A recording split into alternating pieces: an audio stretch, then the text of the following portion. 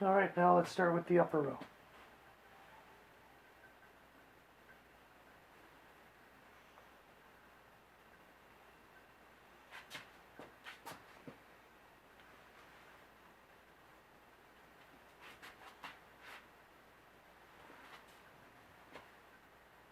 Again, just make sure you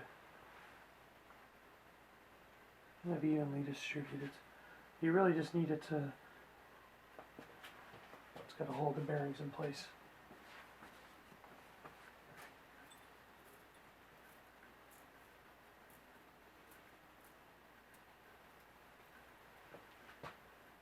Nice thing is you can just push the pistons out of the way if they're interfering.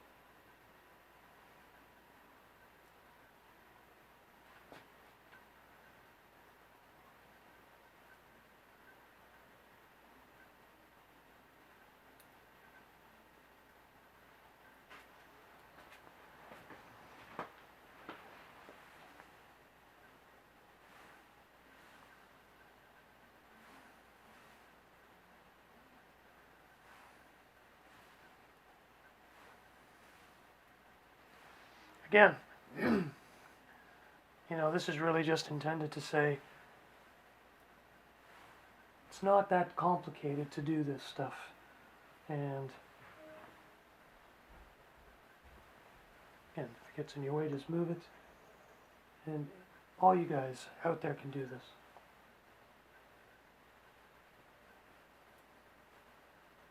There we go. I just go around. Ah, look at that. Look what I did. Crazy. There you go. It's all fixed up. Yeah, don't ever worry about that. I just go around it, make a general inspection. Just make sure all the bearings seem to be in place and that you have no gaps. I pre-counted, so everything should be fine. Everything looks good. Now, once you're going to put the actual race halves on, there's no need for any additional lubrication. And according to my manual, the retaining ring goes on the bottom. So just literally just do one last double check, make sure that you're satisfied that all the bearings are in place. They are. We did the pre-count, so we shouldn't have any worries. And then just put those two together, and they only go together one way. And then we just got this retaining ring that we need to put on.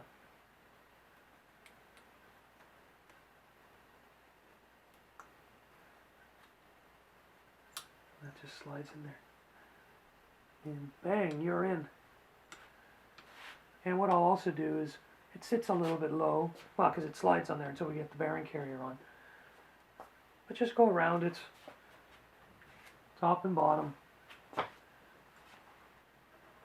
Just do a final inspection, more for a peace of mind that you haven't missed anything. Alright, now we're going to put the bearing carrier on the race. And it's in two halves, and there's a T on top of the bearing carrier, which means for top. And there's also a pin on the inside that you want to make sure you align on the whole of the race, or else you're just not going to get it on. And there's a couple pins on the other half of the bearing carrier for alignment.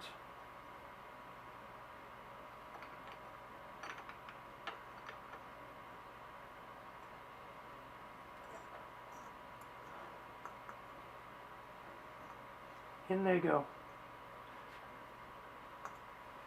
And just to be on the safe side, I'm not going to take any chances. I'm just putting a very tiny extra bit of Loctite on the nut.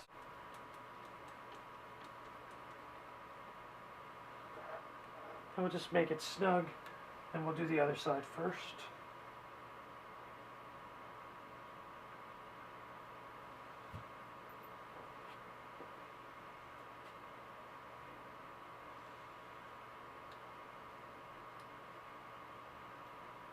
Put our Phillips screw in.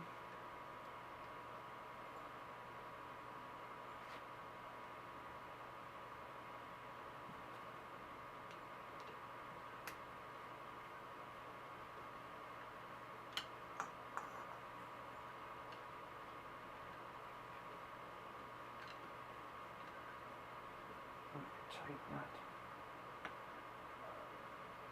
Now, from what I've read about these guys, is that they just have to be hand tightened. I'm just going to give them a couple really good wrenches, and we should be fine.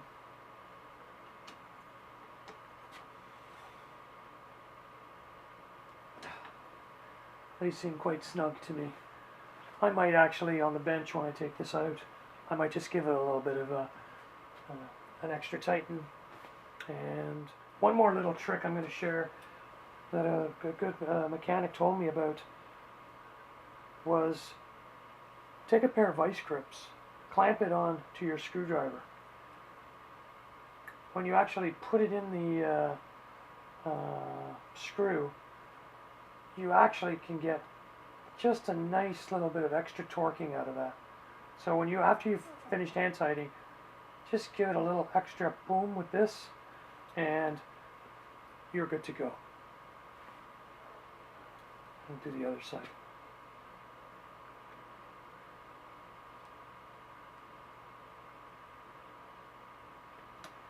I'm convinced that these things are nicely snug in place.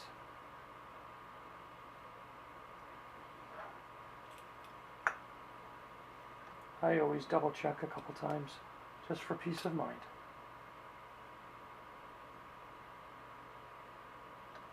Beauty. Here we go. I'm going to try and do this myself.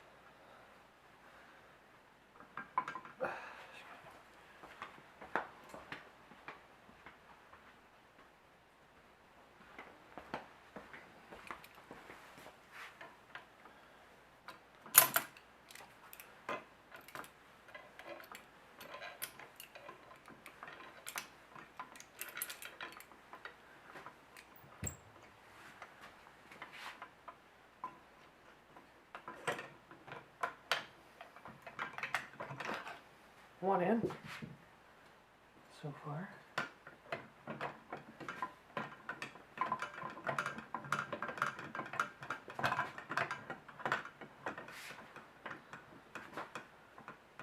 Problems with this one.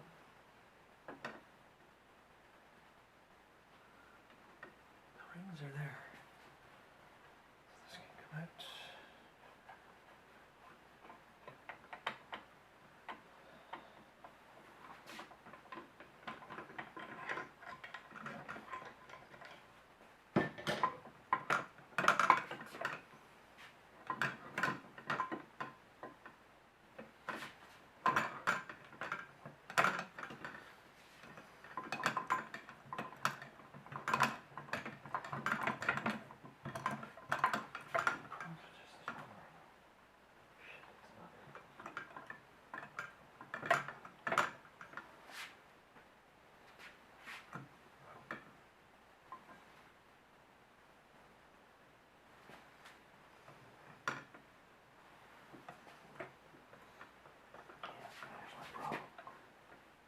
clamp came off 1 millimeter.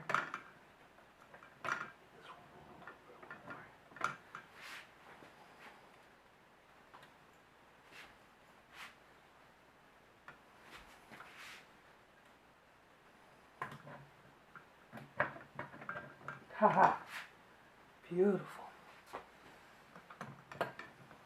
That guy's in. Let's see who's next. Let's go down next.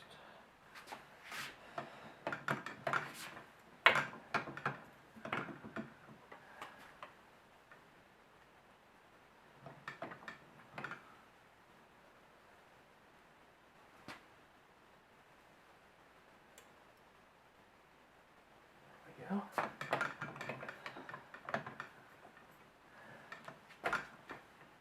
One in, 2 in, 3. Set up a few problems here.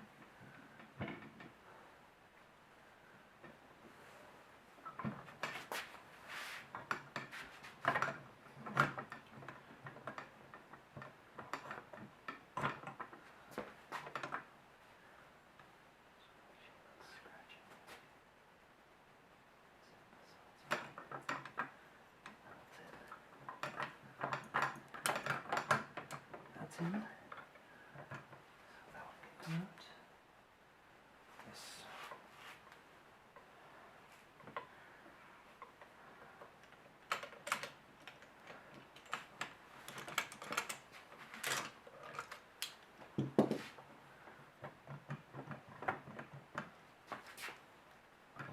That's in.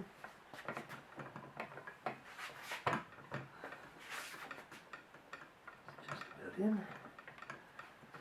Shift that over.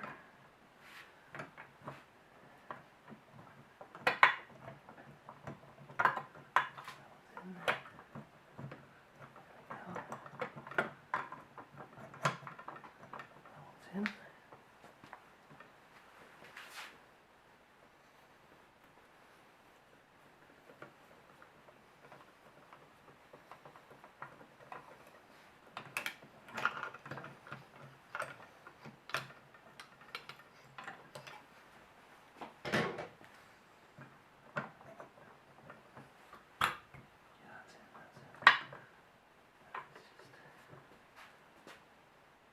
Last one.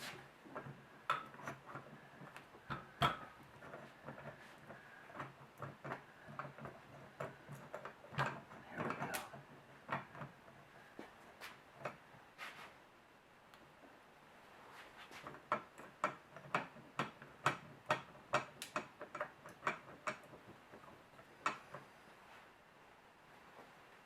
Two.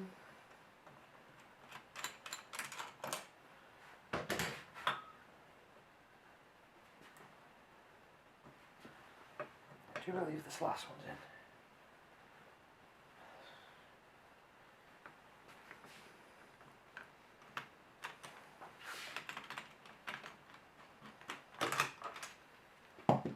Now let's just make sure our pin alignments are good.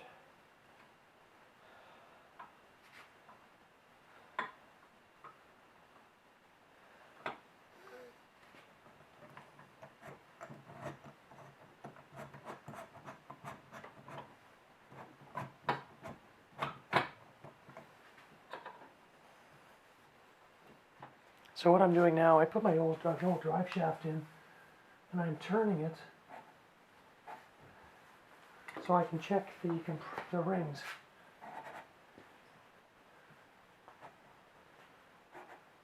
I want to make sure that each ring is springy. Every spring is springy.